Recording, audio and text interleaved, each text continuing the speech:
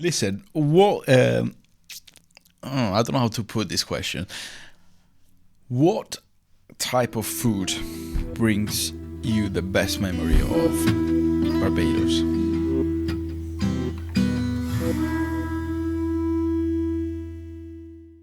Flying fishing cuckoo. Describe the dish and So what it means to you. it is meal. It's like a flour. We call it meal in Barbados. It's a yellow kind of flour. Okay. And okra. Okra is a fruit. Is okra like it's a slimy okra. So how we made it is that we get okra. We got something in Barbados named okra. Is sound like a vegetable. We Yeah. cut it up. We put it in water and let it boil. When it boil up and boil, it gets slime. It get a kind of slimy kind of substance. But it's water, but it's a kind of slimy thing. And what you do now, you put the meal. We call it meal, and you keep on stirring. If you do not, and then you keep on pouring some of the okra water at a boil into that meal, and keep on stirring. If you stop stirring it, it get lumpy.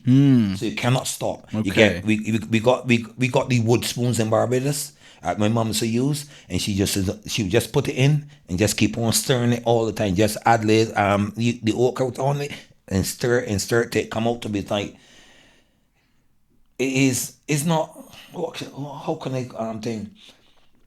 It's a something flour, but it's not flour. Flour is the white substance. Yeah, yeah, yeah. But meal is the yellow one, Yeah. I know which one you talk. like I milk, right? probably Right. know. So Yeah. that was What is that it? was a dish that we had to, because fish was easier to get Yeah. in Caribbean. I can imagine that. Yes, What kind so of fish did you we pair call with? it mostly we could get flying fish. Cause in the 80s and 90s, you can go to the city and you can go and buy, say, pay $20 or 30 Bajan dollars, and you could get 50 or 100. And Really? my mom, we come home and we just cut out the stomach of them and scale Get the scale them, and she put them in the fridge, and we used to use them just like chicken. Yeah. We had our own chickens in it, so we go to the factory and we buy the little chicks, like little chicken like that, put them in the cub, and we raise chicken. So Yeah. that how we used to get our fresh meat. Yeah. Cause we couldn't have, cause we always got goat, which is goat means always got sheep, mutton, and milk. and cow means got Yeah. things. So we always had that part of that meat. Those three things, but fish and chicken was the other part of the meat that we used to think. So we used to raise them. So that was a way for us to be able to eat well, and because financially my parents still gotta make sure the house is looked after. Yeah. Gotta make sure that we have clothes on our back. Make sure we still look decent on the road to go to church and go out and that kind of go to school and that kind of stuff. So the animals become a part of our life to help maintain our lifestyle and where we want to eat and be healthy and that kind of stuff. Because although we had the love and everything, we still had to eat and that kind of stuff. So, but yeah, meal cuckoo and flying fish. All today is still a fantastic dish in Barbados, and I loved it. And what does that meal represent to you? Everything, everything. Cause to be honest, when we can have that, we got something in Barbados. A lot of people think we have bakes. So is that flour, sugar, mix it up in a dough, and then get some oil, put it in the fire, put it on the frying pan, and we call it bakes, and we used to have them with saltfish. And so every day, my parents can afford to give me rice and peas and mac and cheese and that kind of stuff. So when things are not up to financially, we used to go have bake something for dinner some nights. Some nights, say we come home and my mom and dad, my mom do, and my sister do at least 50. Each we have five, and then they would do the saltfish really nice and everything with cucumber and tomato and that kind of stuff. Mix it up really nice. Put it at the side. Some people in Jamaica use ackee and saltfish, but we used to have the bakes, which is white flour. Get some sugar, mix it up so you have a little sweet, a little Yeah. thing, and then we roll it into little round balls like that, and we put it in the oil, and that was a meal. It sounds delicious. Hey. The sea Look, clear. look, I'm You not, look yeah, quite I'm good. Not, I'm not called. Hey, I must say, I was strong. I was strong. My parents, as a young person, even going on from my teenage years to go on to play football. When I go to the city and play against the other teams, when the other kids hit me, then it's a fall. Yeah. Because my body was strong. I can tell you quite a strong Yeah, guy. yeah, hey, country. I'm telling you, the provisions in Barbados in the country was good. Means sweet potatoes, edibles, yam, breadfruit. So all those things I was raised with, and it's so frustrating sometimes when you go to the shop here in Swindon now and buy breadfruit. I got a breadfruit tree on my land in Barbados. I can go to the plantation in Barbados now and get a whole row of edibles, sweet potatoes, yam. They don't taste the same when you buy at the shop either. Exactly.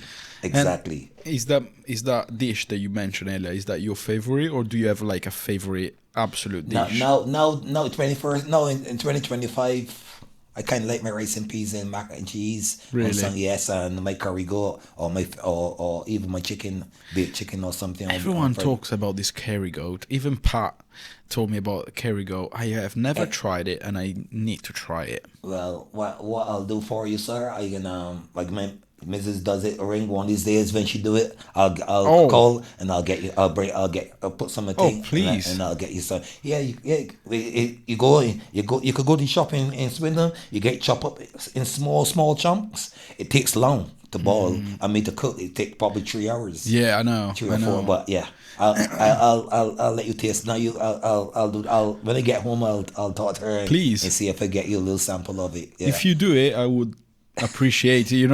I'm a big foodie. I love food. Leave that with me. Thank you. I'll sort it out for you. But yeah, a lot of people like the curry goat and everything. I appreciate But I try that. my best now to at our age and that kind of stuff, with red meat and that kind of stuff, the cholesterol and thing, and that way I just cut up my cheese and my mac and cheese. Like one time I just like mac and cheese every Sunday with my rice and peas. Now I probably do it twice a month, once a month, and that kind of stuff. But yeah, that right when I was growing up. And although when I go to the Caribbean, I still like my flying fish and cuckoo. But now I live in Britain and that kind of stuff. I put my rice and peas and my mac and cheese on Sundays and that kind of stuff. It's because it brings back memories, right? When you Yes. eat that kind of food, when you smell that type of smell, it just brings you back to those days, right? Yeah. We're talking about favorite things and everything like that, but what was the thing you hated the most about, I don't know, working with the animals you had, or... It's not. I didn't really hear it. Just that I used to get frustrated because when you get to 15 and 16 and you in school, you got a girlfriend and you want to hang out with your friends. There was rules, still rules. So don't matter.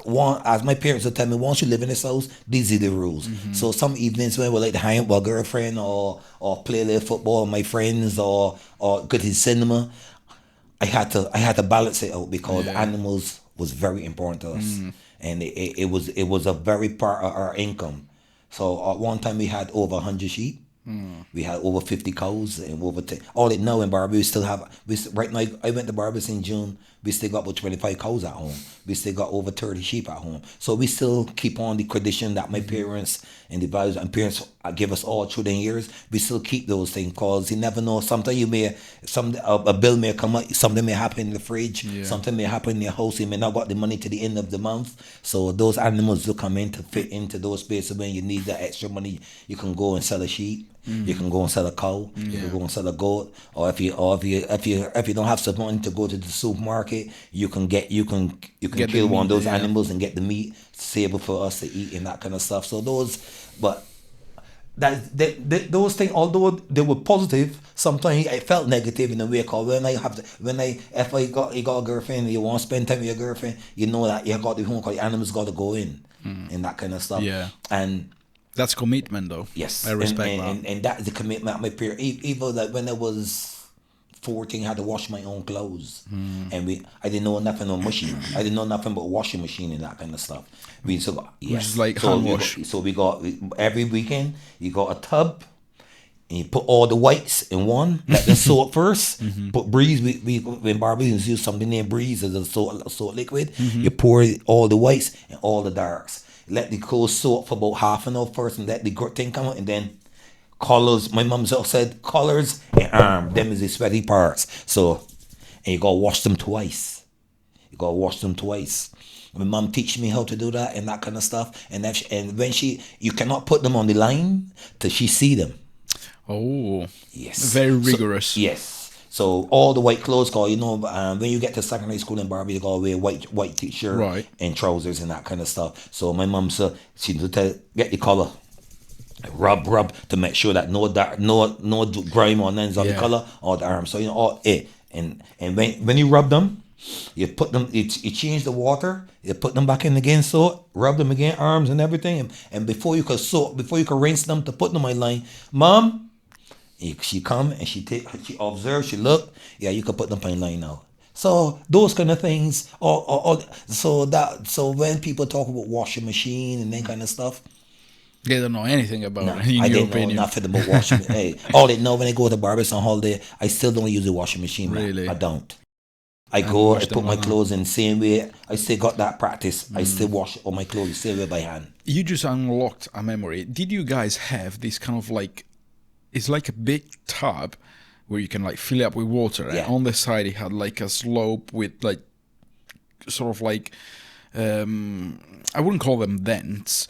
I can't find the We had word something. I'm We had looking something for. like a scrubbing board. Like my dad, before he was a carpenter, Yeah, he yeah. built something a wood Right. thing, and it leave grooves in it. Grooves, that's Yeah, the word I was yeah. looking So for. you also got grooves in it, and then you can rub. So even for Yeah. jeans, so Yeah. we always got a scrubbing brush there Yeah. for all the jeans. Yeah. So all the jeans and things, we got a scrubbing brush for them. But the other clothes and that kind of stuff, my dad had a wood something about that long, and he's got grooves in it, so you could just rub it on. Yep. And that will help you too in terms of Yeah. using your hands. We still got that. So all those little equipment and thing we had, and I don't see those things anymore. I just picture my nan. If I close my eyes, I can see her. I can see me looking at her, and she's just like, yeah, in her garden when wearing like a flowery vest or Yeah, something like that. I have yeah. this memory. Yeah. Yeah, bless her. So all those little things, all the little values and things, I still do. 'Cause even my sister, my brothers, that me wait. You live in Britain now. Why do you wash it? 'Cause I don't. Cause things that I learned from my parents, I don't want ever forget. I don't Yeah. want. I still implement them. Some things in my life all day today. I still implement them. I still get on the train. I still get on the bus. If I see someone old, I still get it and give them my seat. All those things. It comes like it's not even a problem. It's a solution, and I try to do that all the time. I all the guys, all the nice things that my parents teach me in terms of how to conduct myself and behave around my adults or older folks or pregnant people. I still do that all today. I respect that. What brought you to the decision to move to the UK? Football.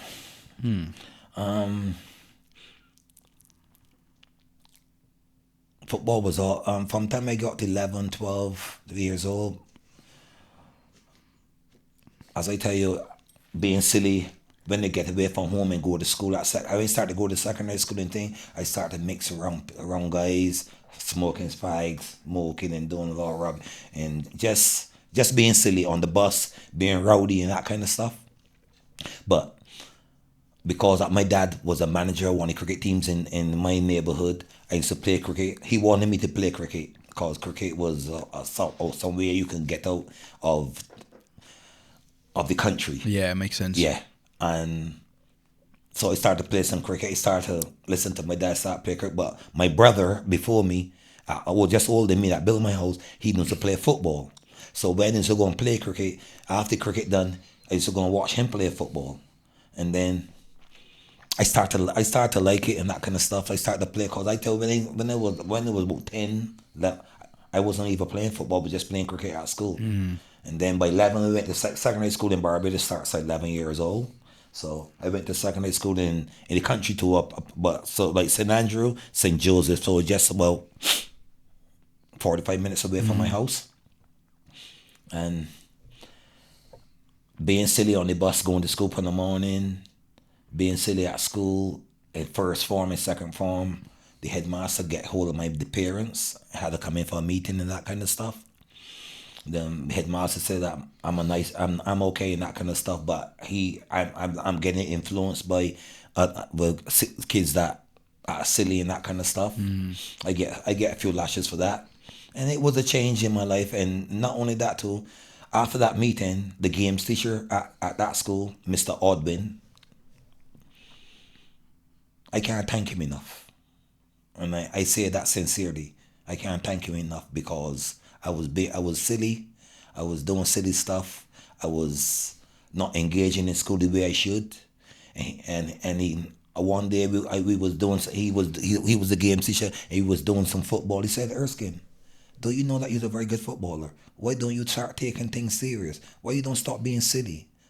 In fact, why you don't stop being the idiot all the time? I heard about the meet at your parent. I met your parents. Your parents are such lovely people, and they're God-fearing people. Why are you like this and that kind of stuff? And why you mixing with these girls that don't like to go to so sometimes to go to school and they go and hide? Cause what happened wrong where I went to school? They had a lot of sugar cane. So some days I wasn't able to buy lunch for myself. I used to go and suck cane and that kind of stuff, and the plantation around the plantation, that kind of stuff. And I started to bump classes and that kind of stuff. Start letting my friends encourage me to bump class and that kind of stuff, and all that meeting thing was part of that. And so he sit me down after we had a game. So we used to do games twice a week. Sometimes cricket, sometimes football, sometimes volleyball. And the space of after that conversation, in the space of that term, I started to play football for the school. I started to play cricket for the school, and then the following in the space of a year, I was playing football, cricket, and volleyball for my school. And he wouldn't let me. He won't let. Every time he see me leaving with these same kids that was getting me in trouble, he called, "Come here. You don't go with them. Don't let me go call your parents." So he was very, very, very a parent at the school. My parents was parents in my life, Yeah. but at school, in school environment, he become like a dad to me. Yeah. He become the disciplinarian in a sense. And you know something? Although I did hate him at the start because he like to stop me from having fun with other people, he changed my life a lot. And I probably never told him that. I hope now that I know, because as I told you, I wa- I never I don't I never was the kind of person to big headed like to tell, because I work in school environment in England now from 2006 7. I don't talk about my background and that I play football at this level and I done this and I done that, because it the negative things that happen in my life in terms of playing football, like people saying that you come from the country, your country bunking, you're not good enough. And my parents never had a vehicle. I used to go catch the bus from the city to get to the country after training. It was tough. And sometimes you gotta stand up on the bus after training at that level of football. You gotta get up on a bus and stand up on the bus from there for near 45 minutes to get to your house every day. People didn't understand. People are probably people, and then realizing I come to England, I able to have a better life, earning and able to have more in my life now than I had in over 10 years playing international football. I never want to talk about it that kind of way, and I'm a kind of. You ask me today if I'm camera shy. It's not really I'm camera shy. It's just like I feel I just feel on value in a sense. I felt like no matter how much I've tried to push myself forward and say I'm good enough, I'm good enough, I didn't feel I was getting the recognition I deserve. People that listening here know me. I think I'm being no, I'm not, because when people telling you that you're a country bunking, when people telling you you're not good enough, when people telling you that you come from down yonder, which is in the country, it's not a good feeling. It wasn't a good feeling. So you asked me a question about the negative things I had in my life when I was young. I didn't really have much negative in my life when I was young. I had love for my parents, for my siblings, my friends, and the people in my community. So I ain't gonna, I can't say nothing negative. The negative things come when you started to play football and you start to be good at it. And then people people from different parts of the country that playing in your position or playing in different clubs come and get the opportunity before you because of where you live or where you come from. That was more negative in my upbringing than when I was a teenager, to be honest. But who are these people that were, quote unquote, like winding you up for this? Probably they say it because I wasn't the most talented. I agree, but I also know that I work hard. I put in all the work from as I go back to the question thing, Mr. Odwin. Mr. Odwin made me the footballer that I was today because he never gave it on me. When I was smoking, he would start smoking. I started to do rubbish. He was, as I tell you, he was like a father at school away from my parents, and he knows to only take the rubbish from me. And when I'm not at training, he go and find me. He made sure I was there, and by he doing that, it elevated me in the school. People start to talk about me at the school about what I'm doing and that kind of stuff. And when I go away, for instance, when I was about 15 years old, I went to a school. Lodge School is one of the best secondary schools in Barbados, and we played them. And my school it was Western George Secondary School, just a little small school in the country, and we went there and we beat them 2-1. I scored ahead of the winner, and the head teacher at that, the games teacher at that school told my Mr. Odwin, I was only 14 or 15 years old, that kid is going to play for his country. And I thought he was kidding. When Mr. Odwin come and tell me so, I just laughed. And that same gentleman he was the head of the sports council up to about 5 years ago. He was a very good calypso, me and Matt Fingal. And Law School, Comere, Harrison College, Aline. Them was the best schools in Barbados in terms of grades. So in my time, like in 89, when I started, 200 marks out of 300 thing would get you in a decent school. But when you want to get into the top schools, you want to go to Harrison College, you want to go to Comere, you want to go to Aline, you want to go to Foundation, Lodge. Those schools were where people are well off. Education wise, yes, but parents got good jobs. Yeah, I see what you mean. And then kind of stuff. So then get into those schools. No disrespect to that. It was not a negative. No, it's just your, yeah. Yeah, so just my view. Yeah. But getting back to the, show my secondary school life. Can I just, sorry. Yeah. Because you said something that really stuck with me about Mr. Godwin. Mr. Odwin. Mr. Odwin. I think that's how all the teachers should behave with kids. But there is a problem now that you can't be like that with kids nowadays. You can't. Because you do something wrong, it doesn't have to be wrong. What I'm trying to say is that they can switch things around nowadays, Yes. and You're right. Once you chastise a kid nowadays, it feels like you do like your thing, and you're right what you're saying. So does it make sense? Yes, it makes 100% sense. So if you chastise the kids, if you feel a kid got potential in this country, and you put your foot down, no, you're not doing this, you're not doing that. Sometimes the parents come for you. I work in London in schools already as a student engagement officer, and kids come in with hoodies. And if you take that hoodie from that kid, yeah, that you go in trouble. You feel like you're in trouble. Yeah. But when you teach, when the parents come to school, you could show them the school uniform, black trousers, white t-shirt, blazer, not hoodie.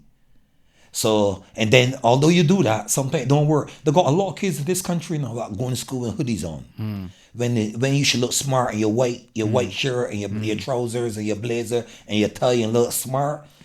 Kids not going to school like that anymore. Yeah. Because this generation and trainers, you shouldn't be wearing trainers into school. We should wear black shoes. Yeah. And that kind of stuff. So that I'm just bringing back how I was raised and bringing back how I should conduct myself as a teenager. Yeah. You understand? So we don't get that. And so Mr. Odwin, if Mr. Od, I could go home and tell my parents that I feel that Mr. Odwin was picking on me. I couldn't do that. If I want him out of my life, And then probably my parents will come in, complain to the headmaster and Mr. Odbin, can you leave Erskine alone, please? Yeah. And that is what some kids do. Because that you're firm with this kid, because you see this kid got potential, Yeah. because that you see this kid got some a bright future, and you can see this kid knows a lot, but he's mixing with he's mixing with the wrong people and Yeah. getting into trouble. If you come into, please don't do that. Yeah. You're better than that. Come on. Yeah.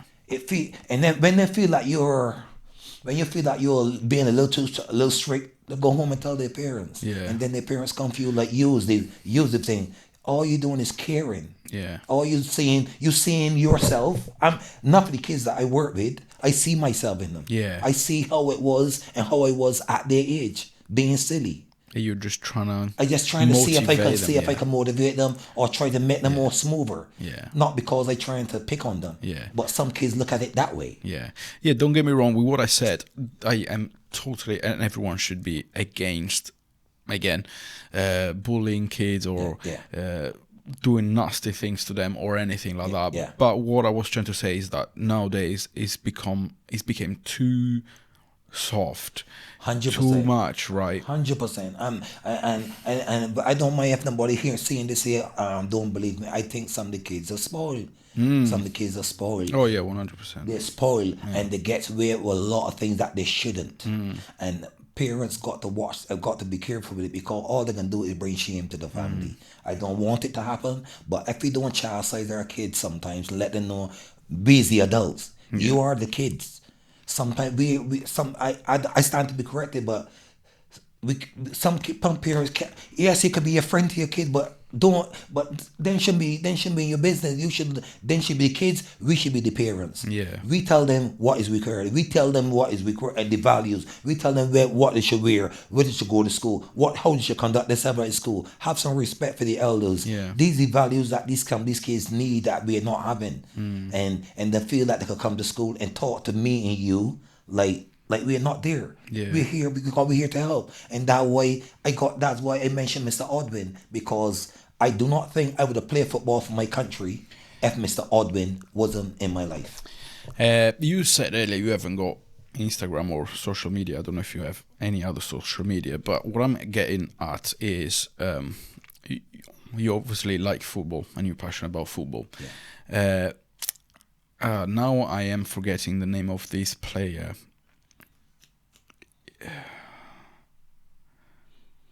Right. Ian Wright. Ian Wright, yes. Right.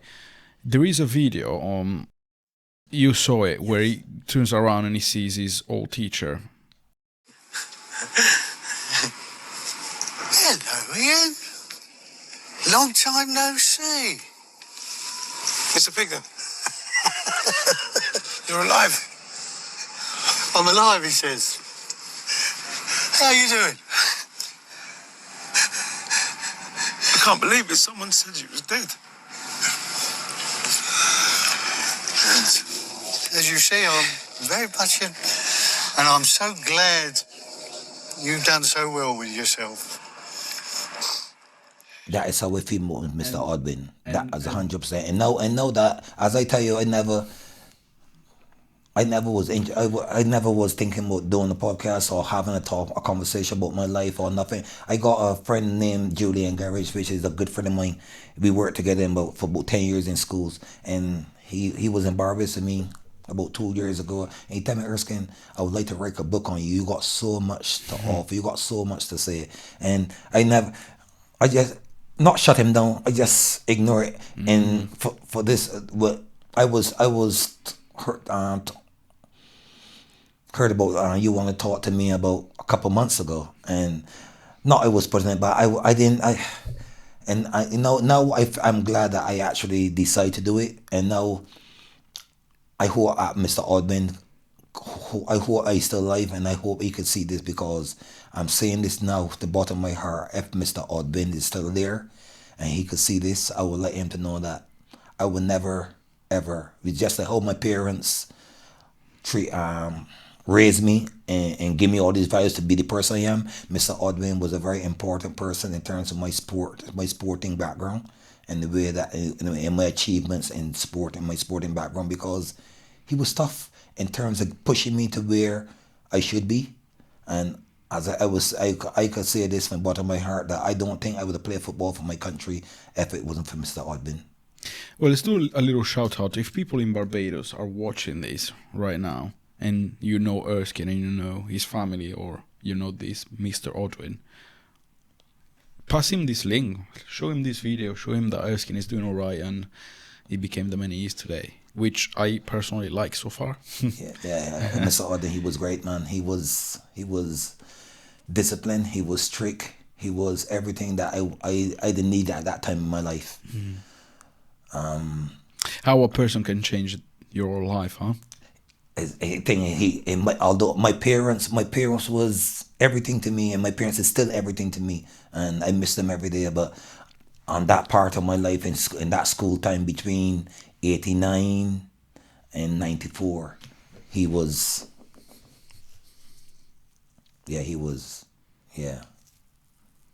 brilliant, man.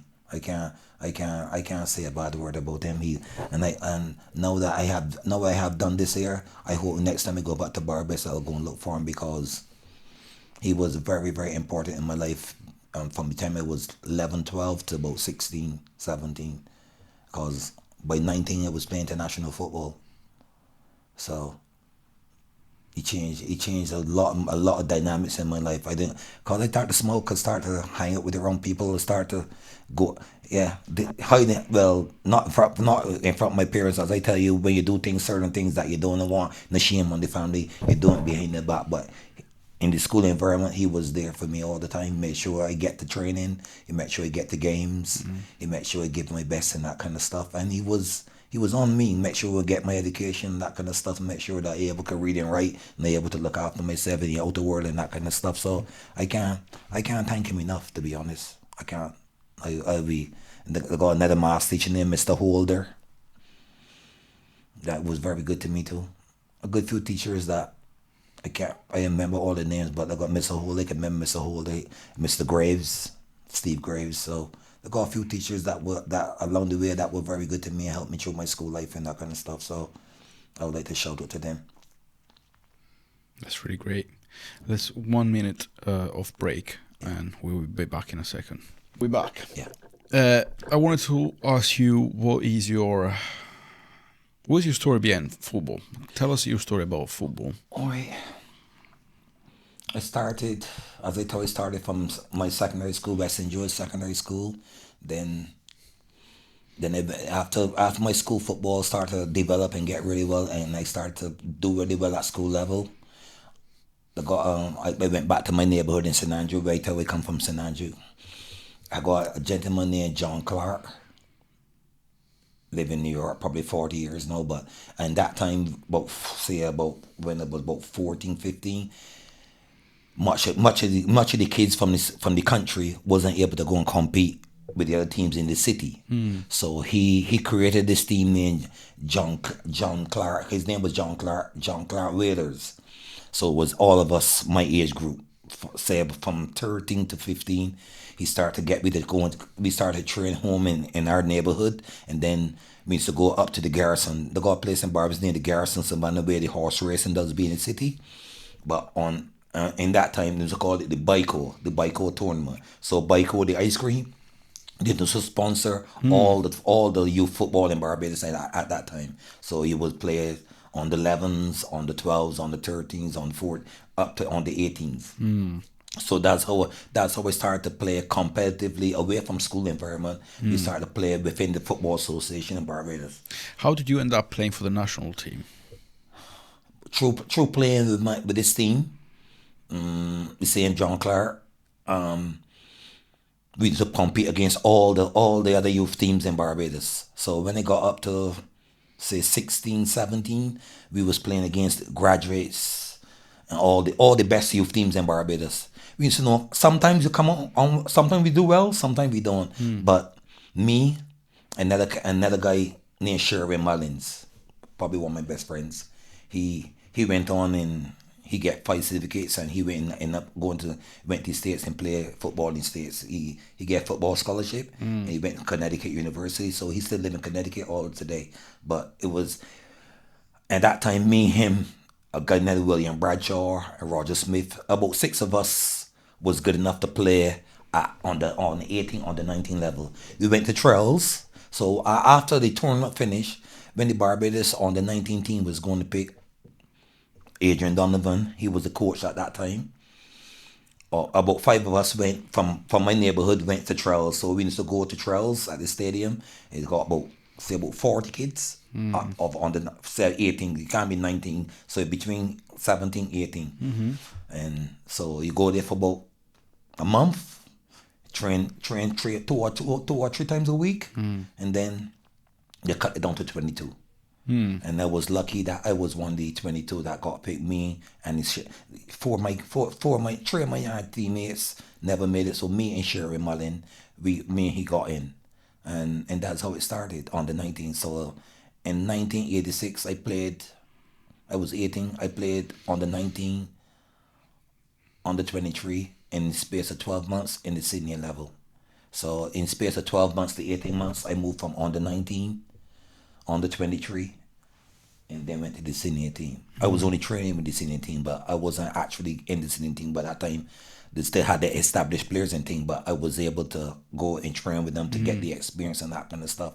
And I was lucky to, I went to CONCACAF finals.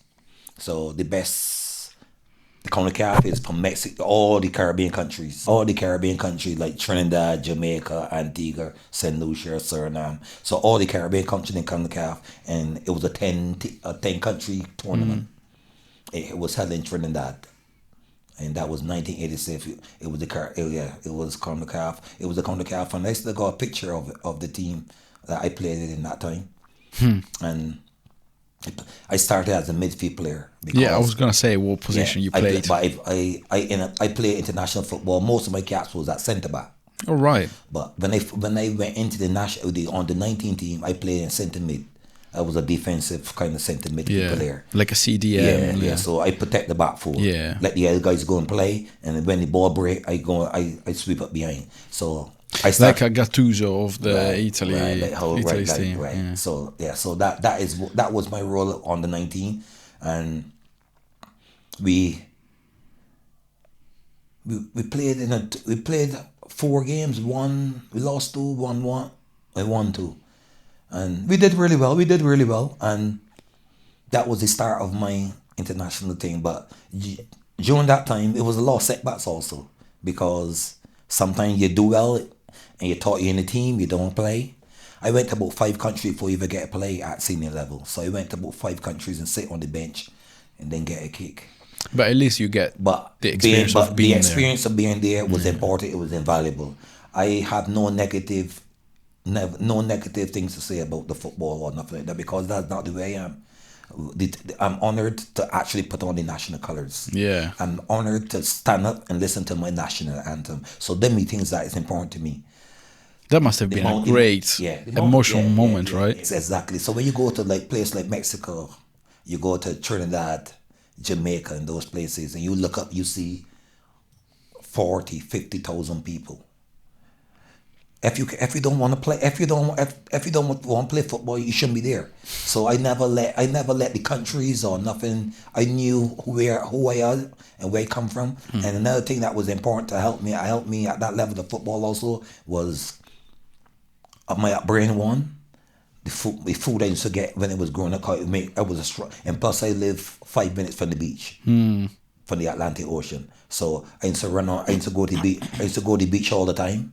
So I was strong mentally, and not mentally, physically I was stronger than most of the kids, and I was bigger than most of the kids also. So that helped me. That helped me a lot in terms of protecting myself, able to compete at that elite level and that kind of stuff. So although the people would say country bumpkin and that kind of stuff, it wasn't. I never let me a negative. I never let me a negative. I always try to be a positive, and no matter all the negative things that came through the years I was playing football for my country, I won't swap it for nothing. I wouldn't, and I'm blessed in that sense to be able to tell my friends, tell my family, tell my kids that I represent my country, and I done it with respect. I never got sent off for my country, and every time I go over the white line, I give my best. I wasn't the most talented. I know that, but you know something, determination and my fitness and the way I conduct myself, it carried me through games. Anyone who can get to like a national team level is good enough, in my opinion. I Otherwise, I there's agree. I agree. I you agree. said there were like 40 plus of you, and you got chosen Yeah. amongst them. So you were good enough for that, you know what I mean? I had setbacks. There's some places that I went. Some as I told you, I didn't get played because of the experience. They Yeah. got some places that I didn't get a chance to go because they felt it was good enough and that kind of stuff. And I'm not. I can't say it was true. I wonder if I'd born in the country. I mean, in the city, if it would think. But I don't think that deep about it that way. But I know that I probably if I'd gone to play with a more established team in Barbados, probably it would have given me more caps. I don't think about that. But if that's just a thought process, really. But I ain't got no regrets about nothing in terms of the football in Barbados at all. All I will hope that in my lifetime that we can find a way to get back to the level of football we were playing in the 80s and the 90s. Because I go home now and the standard is not as great as it was in those days. I talking about when you got they had a tournament named the best that when you go to National Stadium you can't get a seat. We call it, the stadium have a cycle track. People will be sitting on the cycle track to watch the games. And now when you go to Barbados now, it's not the same. And it hurts. Why is that, you think? Infrastructure, the way the stadium is situated now, I think we need to call what happened. The stadium, they closed the stadium. I played most of my international footballing. They closed it now because they said the safety hazard or something. So since I come to England, that was closed. That was closed. So and they move it out quite near the airport, closer to the airport than the city. So when you live in the north of the country, you gotta come to the city, then you gotta get another vehicle. If you're not driving, you gotta get up to there. It is not centrally nice enough. I think they need to put it back where it was so it could cater for everyone. I think, and I don't know.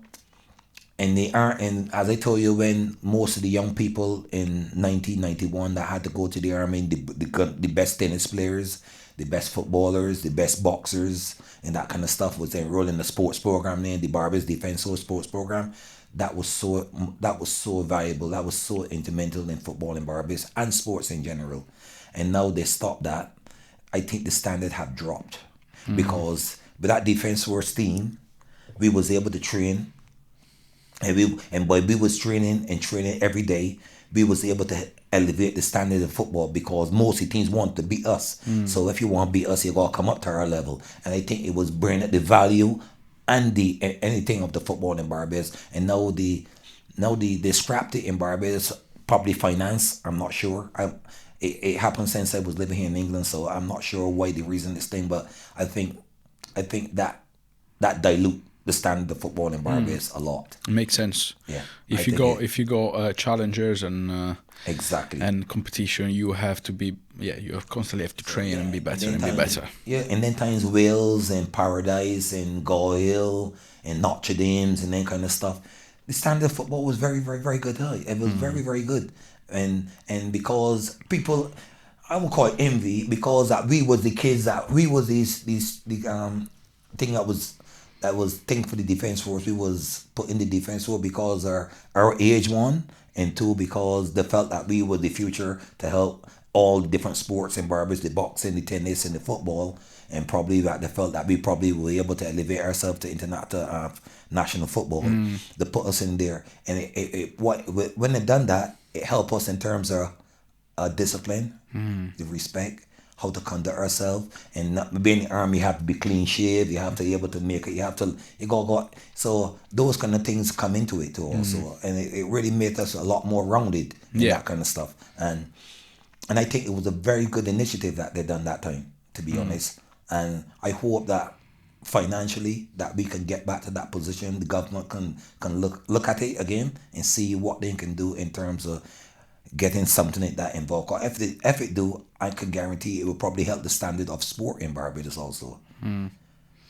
Yeah, but wouldn't that also take from life and careers that people are going through, or is it only for sports people? Yes and no. Yes and no. But you know something? That when we had that, when that was in Barbados, we was only being sports people also. It was. It was a sports program, but we was able to do things you could like today right now in Barbados. Today 30th of November. Today is Independence Day in Barbados. Today's, and this is now 59 years we were independent. 1966. 30th of November 1966, Barbados was independence, and today is Independence Day. And like today now, if I was home and doing that same thing in the army, we will have to put on a uniform like a soldier, and we will go march from the garrison Savannah down to Bridgetown in the city, and we will go listen to the Prime Minister's speech. We would go. We used to go and do for a picket. We used to help in the community if they got disasters and they want any cleanup and that kind of stuff. So we were just only footballers and sports people. We was able to help in the community. Anything disasters, anything I have to be doing in the community that we can do. We used to go. We wasn't military like dealing with guns and that kind of stuff. But but like fires if they got any disasters. Yes, we used to go and help remove people. Like for instance, the hurricane that happened in Jamaica recently. I heard. Right. If that happened in Barbados, now we be out there helping getting people houses and things, and helping clean up and that kind of stuff. So we wasn't just sitting just playing football or doing tennis or boxing. Yeah. We was out actually when we're not doing sports. We go in the community and help assist in anything that is have to be done. More like a humanitarian resource, right? Sort of thing. Right.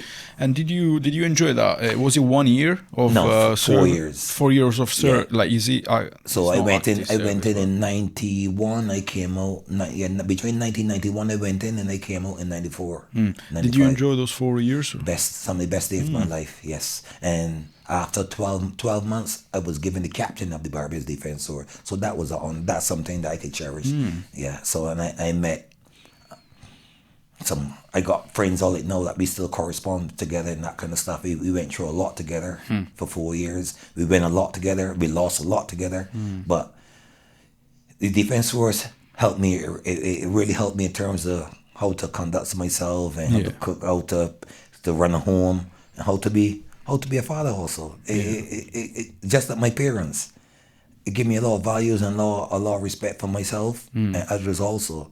And you become like a role model to people and that kind of stuff. People look up to you and that kind of stuff. And I since I went there and come out, I got about 4 or 5 people from my area, from where I grew up, that I get the opportunity for them to go and do the same thing that I done. Yeah. You know, so the one thing that frustrates me about it is that since I stopped playing for my country and in my neighborhood, the way I come in St. Andrew, only about 3 or 4 people represent the country in football. And it's frustrating.